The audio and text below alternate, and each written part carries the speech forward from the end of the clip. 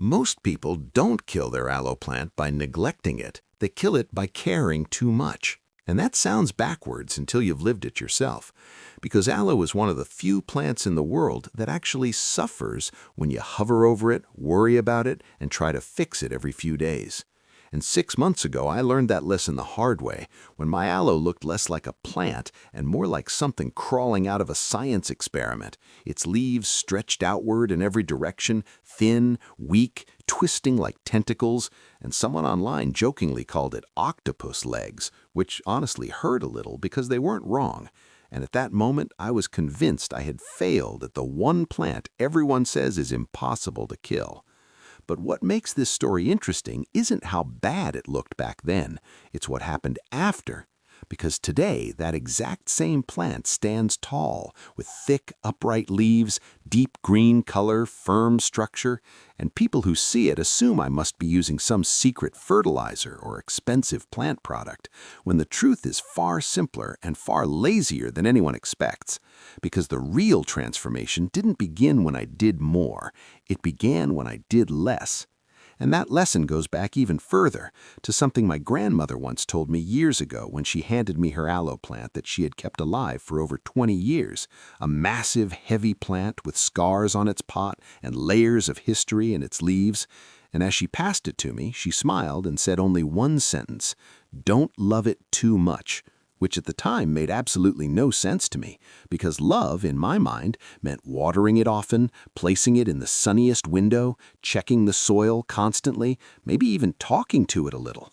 So that's exactly what I did.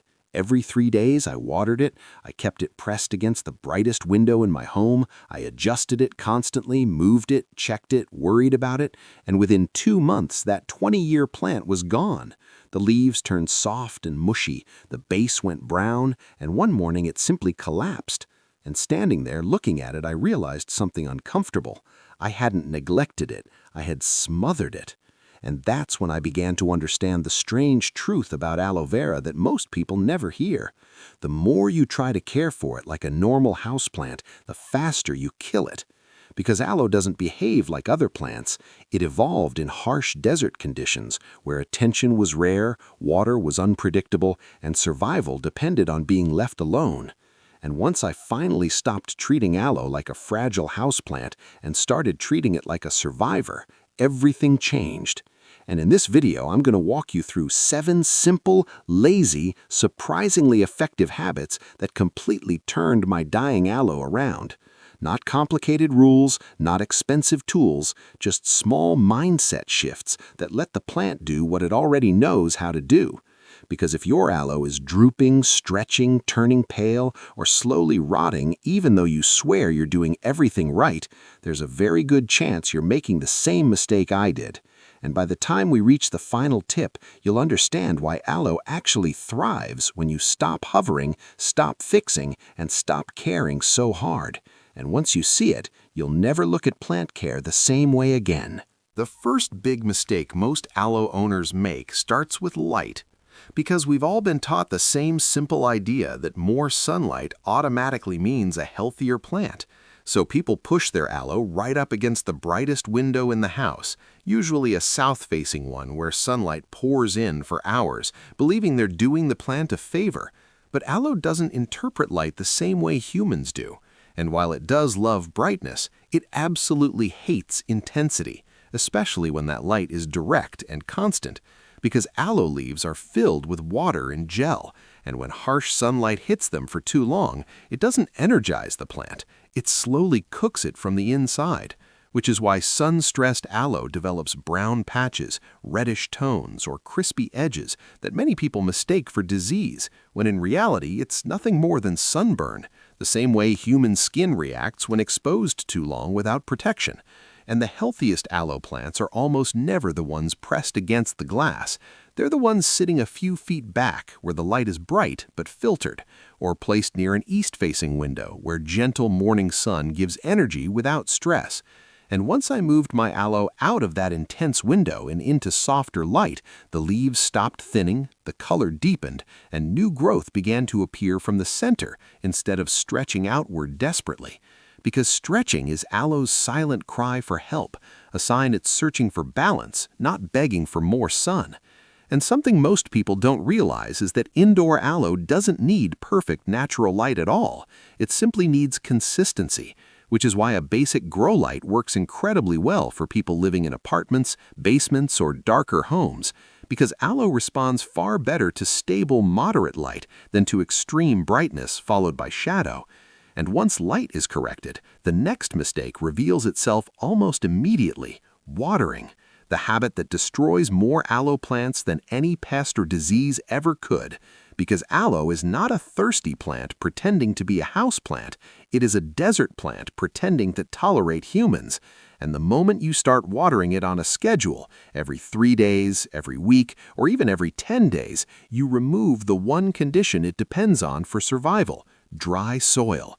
Because aloe stores water inside its thick leaves like a living reservoir, and when you water again before that stored moisture is used, the roots sit in wet soil with nowhere to breathe, slowly suffocating until rot begins invisibly beneath the surface, long before the leaves show damage, which is why overwatering feels so confusing. The plant looks fine until suddenly it isn't. And this is where the lazy gardener mindset changes everything, because aloe does best when you water deeply and then walk away, not checking, not topping up, not misting, just letting the soil dry completely until it feels dusty and light again, sometimes 2 weeks, sometimes 3, sometimes longer in winter. And when people hear that, they panic, afraid the plant will die without constant moisture. But aloe evolved specifically to survive long droughts, and the fastest way to make it unhappy is to remove that drought entirely, which is why the finger test matters more than any calendar, because your plant doesn't care what day it is, it only cares whether the soil is dry. And when you finally trust that process, something strange happens. The leaves become firmer instead of softer, thicker instead of stretched, because the plant is no longer drowning, it's finally breathing. And once water is under control, the next hidden problem appears beneath the surface, the soil itself. Because even perfect watering can't save aloe if the soil refuses to drain, and regular potting soil holds moisture far longer than aloe roots can tolerate, turning every watering into a slow-motion disaster, which is why well-draining soil isn't a preference for aloe, it's a requirement. And the moment I switched to a lighter mix with added perlite, everything changed again. Water flowed through instead of pooling, oxygen reached the roots, and growth resumed naturally without effort. And at that point, I realized something important. Aloe doesn't need constant care. It needs the right environment and then freedom. And when those conditions are met, it does the rest on its own, quietly, slowly, and beautifully. Once light, water, and soil are finally working together, the next thing that quietly decides your aloe's fate is the pot itself, something most people choose based on looks rather than function. And that's understandable because decorative pots are everywhere: glossy, colorful, modern, minimal. But aloe doesn't care how stylish its home looks, it only cares whether it can breathe. And this is where pot material becomes more important than people realize, because breathable containers like terracotta allow moisture to slowly evaporate through the walls, creating a natural safety net against overwatering, while plastic and glazed ceramic trap moisture inside for much longer, which isn't automatically bad, but becomes dangerous if you're even slightly generous with water. And that was exactly my problem in the beginning. I kept my aloe in a beautiful, deep, decorative pot with no drainage hole, convinced that careful watering would be enough. But water always finds a way to collect at the bottom, and when it does, aloe roots sit in that stagnant moisture, slowly rotting from the base upward until the plant collapses without warning, which is why drainage holes are not optional, not negotiable, not something you can compromise on, because without an exit, water becomes a weapon instead of nourishment. And pot size matters just as much, since aloe roots spread outward rather than downward, meaning deep pots only create unnecessary wet soil that the roots will never reach, increasing the risk of rot without offering any benefit.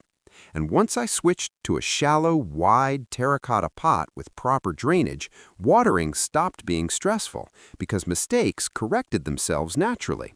excess water drained out, the soil dried faster, and the plant stabilized.